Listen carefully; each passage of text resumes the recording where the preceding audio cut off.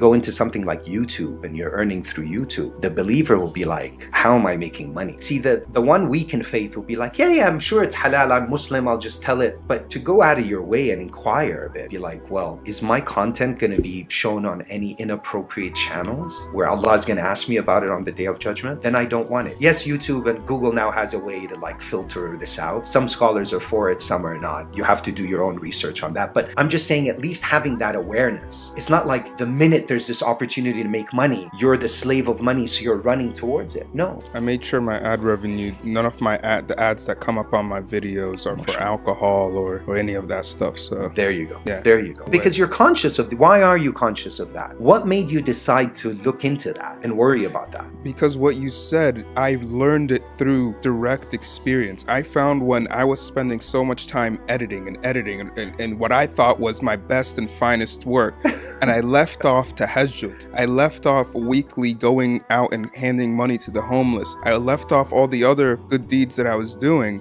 for the sake of editing and grinding and putting in the work, rendered useless. And then when I did less work in order to give time for the spiritual, I found that less work, even though in my mind, I was like, this isn't as good. Doing much, but hundreds of thousands of views or whatever, doing much better. So that I reminded myself of Surah Al-Asr. I was like, this is literally it. I'm wasting my time by putting in more effort into the worldly life. What did Allah show you? Allah showed you basically that you're not the true manager of your affairs. Like, you're like, when I put in the effort and I had no time, it's like nothing seemed to work out as well. And then when I started putting more, you didn't say you stopped working. You just didn't neglect those priorities, like your 5 times daily prayer. That's the real test, you know. You're ready to drop everything for salah.